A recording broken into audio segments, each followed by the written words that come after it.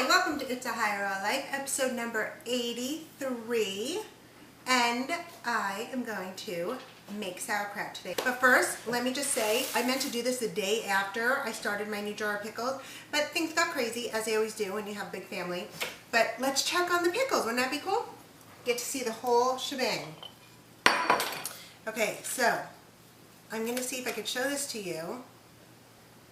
Check out that. Oh, can you see the like foamy bubbles and stuff on top?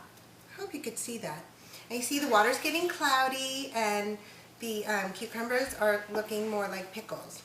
So it's been, I don't know, 4 days or something. But also what I did, pickled chips. So I sliced up some.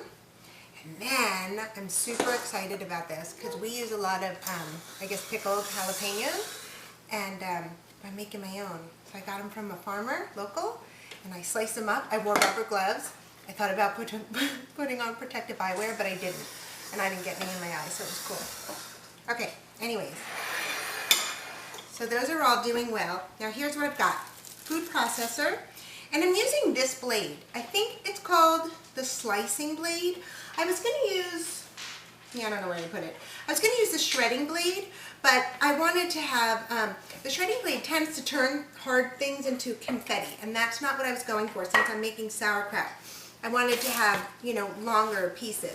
Now, you can use whatever kind of cabbage you would like. I'm using Savoy cabbage or Napa cabbage. That's these guys, and here's the reason why. If you use the hard green cabbage, that takes usually a couple of weeks to ferment enough to be sauerkraut, but these puppies are supposed to only take about a week. So, and I'm impatient and lazy, so I'm using that. And I think it'll be nice too. It'll probably be more tender, have a more tender flavor. So I just chopped it up a little bit by hand, and then I'm putting it in here. Now I want to have a little bit of color as well.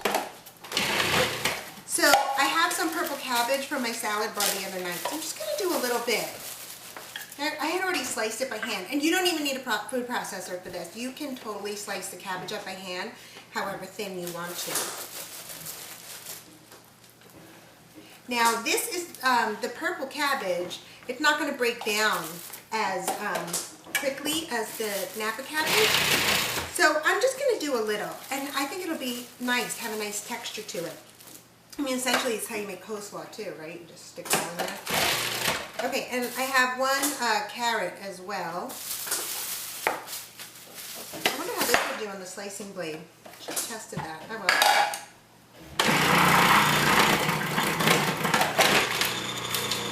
You know what? It's just for color. Whatever it is. Oh, that's fine. I'm not that fussy about it.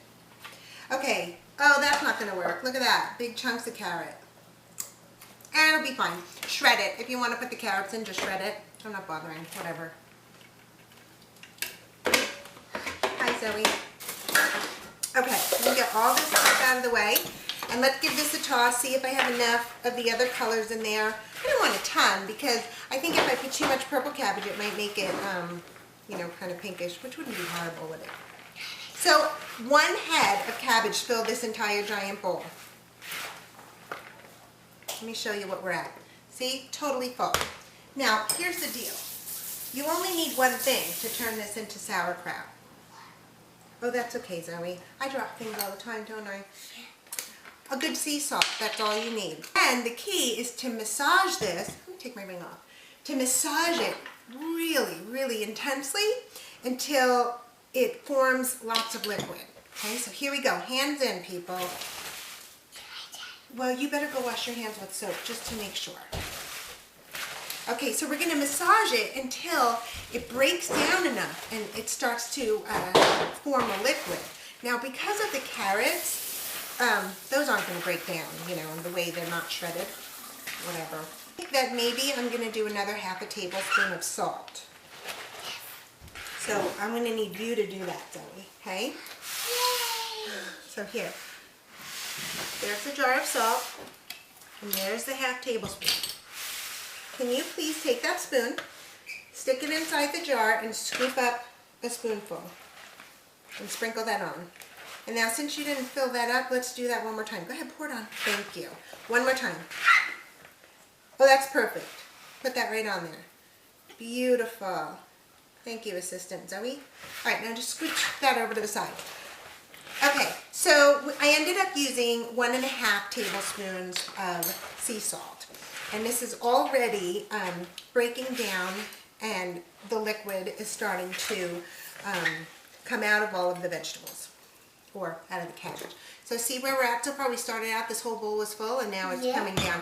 Are you sure you want to touch this? Yeah. You ready? All right, get in there and start squeezing. Go for it.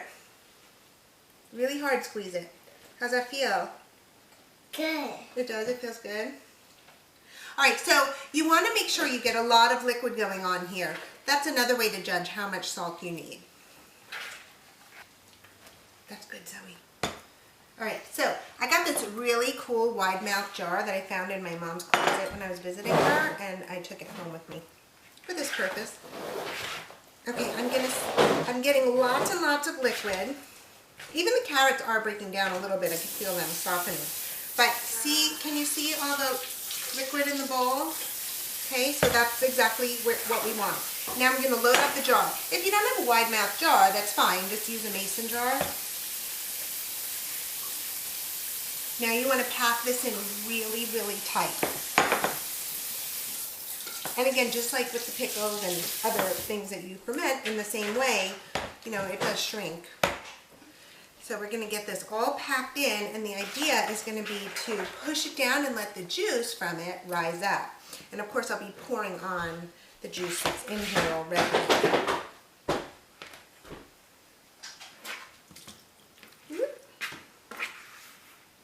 This was so easy. I can't even believe how easy this was. I'm excited. I love sauerkraut. Now, essentially, to make kimchi, you do sort of the same thing, but you make this really nice spicy paste. Okay, so I've got my jar loaded, and now I'm going to press down. You see all that juice coming up? That's exactly what we want. Okay, Zoe, can you please hand me a leaf? Pick a leaf, any leaf. This one. Thank you. Okay, so a big one. What I'm going to do is be putting the leaves in to cover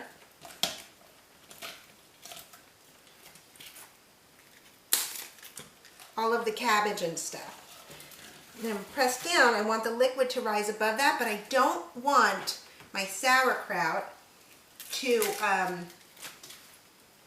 any air touching it. Okay, so the whole point is to cover this up, closing off the sauerkraut underneath from the air. Same thing like what we do when we're making the pickles. We just want to make sure that it's not exposed to air. So I'm putting a good covering of these leaves down. And then what you want to do is press, press, press. Get all the juice on top. Okay? Oh, you want to put some more in? All right, go ahead. Okay, that's enough. Great. Okay, thank you. So now you press, press, press. You want all the juice to rise up. Okay? The juice, that also keeps the sauerkraut from having any air touching it. Now here's the key.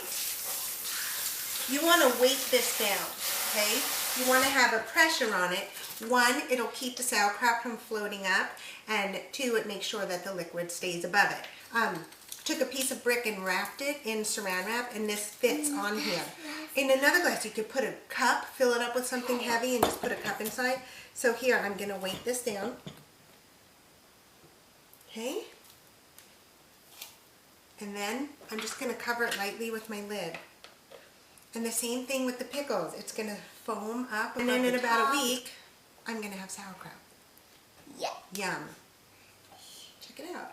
So you got to try that. That's so easy.